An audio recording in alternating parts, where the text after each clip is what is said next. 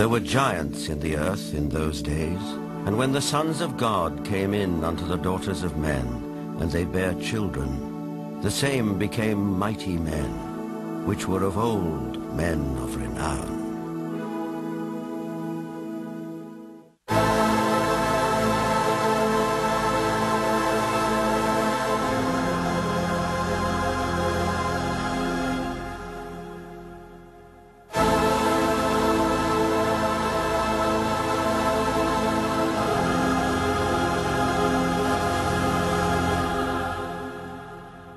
The Maya and Incas of South America believed a race of giants existed on Earth before the Great Flood. So did many other ancient civilizations. Some took them for gods, others left likenesses of them in stone or wrote about them in their histories. The Greeks and Romans told of blood falling from heaven and landing in the lap of the earth goddess Gaia, who gave birth to the Titans, a race of fearsome giants.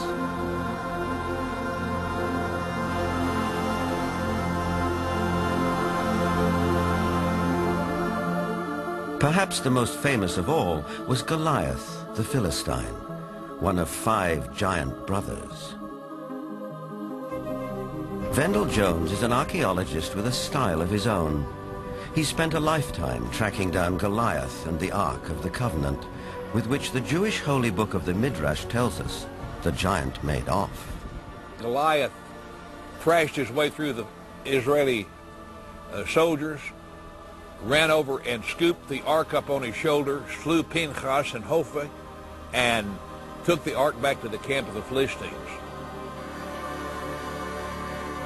It was in this field, 15 miles southwest of present-day Jerusalem, that legend says Goliath was finally slain.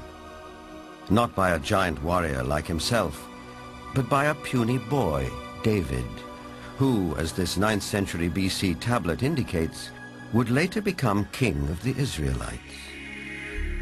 The spiral-shaped Gilgal Rephaim is situated in the Golan Heights 50 miles from Damascus.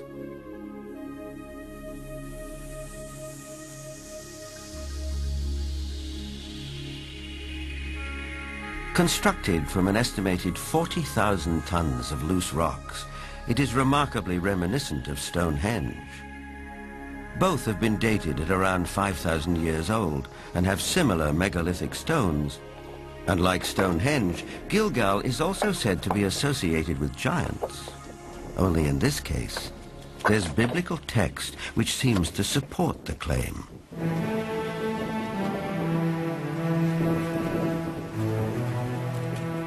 Israeli archaeologist Daniel Herman is investigating the newly opened grave. This is a tomb of someone obviously a very powerful man. Look at the size of the stone slabs used. This must have taken an enormous amount of time and effort to construct.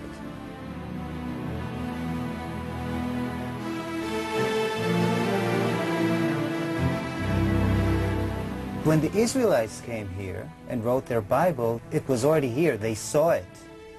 So they have documented the identification of the site by saying that this region was ruled by Og, king of the Bashan. Og is described in the book of Deuteronomy as, and I quote, "For only Og, king of Bashan, remained of the remnant of the rephaim." Rephaim is Hebrew word for giants.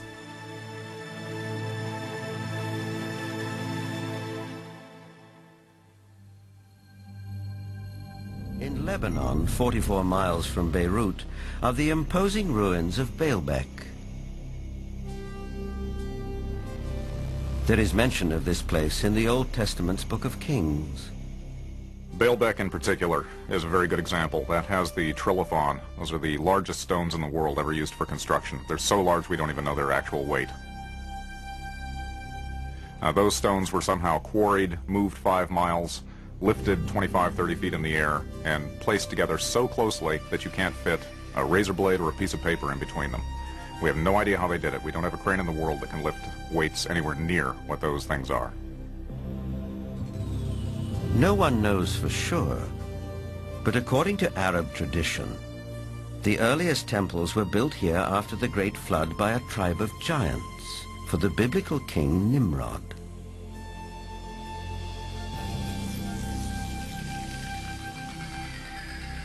But what exactly do we mean by the word giant?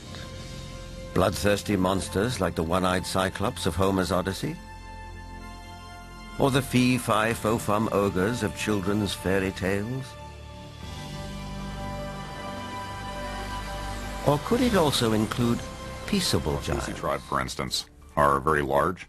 The median height for most of their males is close to about 7 feet. They're extremely tall.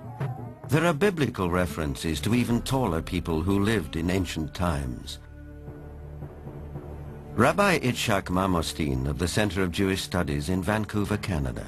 It seems quite clear because of the references in Genesis and later on the book of Numbers and also in Deuteronomy, which are all fairly consistent with each other, that there were gigantic beings that seem to stem from pre-flood era.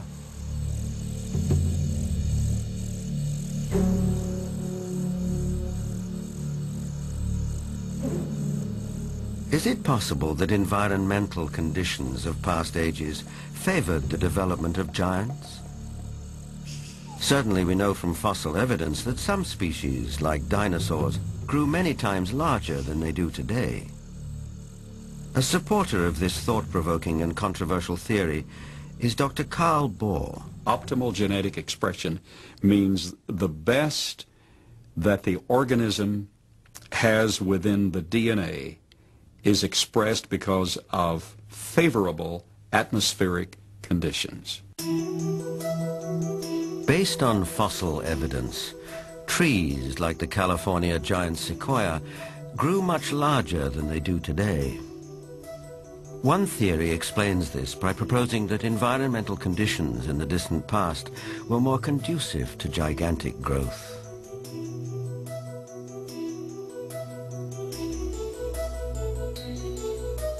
Under these described conditions, plants and animals would live longer, be much larger, and that's precisely what we find in the geologic column in the fossil record. Plants were much larger. All living systems were larger. We have animals that today have an 8 or 9 foot stature with a 16 to 20 foot stature.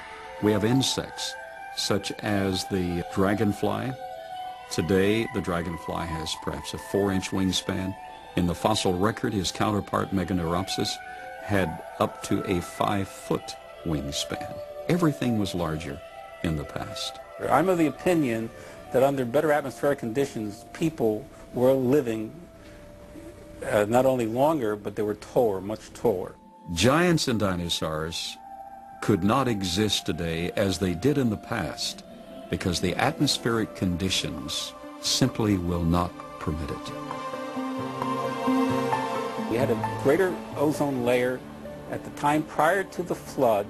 At the time of the flood, it was diminished to about 1/7 of what it was at that time, and therefore, life on this earth as we know it no longer has the same life expectancy as it did at the time of the flood.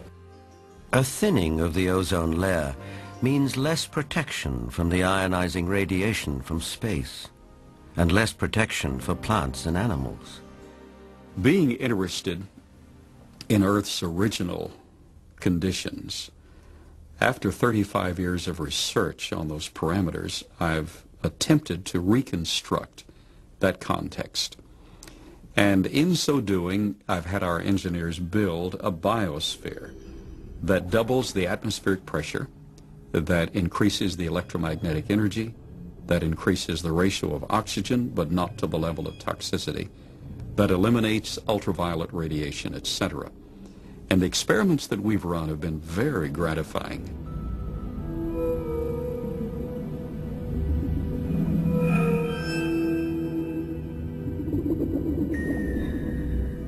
In our controlled scientific experiment, we have measured the effects of a pulsed electromagnetic field on biological systems.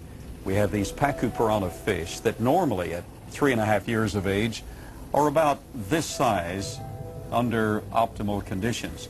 Yet we have them now in excess of 20 inches, weighing just under 5 pounds each. Under these controlled conditions, we have succeeded in producing giantism at an accelerated rate. Taken at face value, the research looks persuasive, though it has not yet been replicated by other scientists.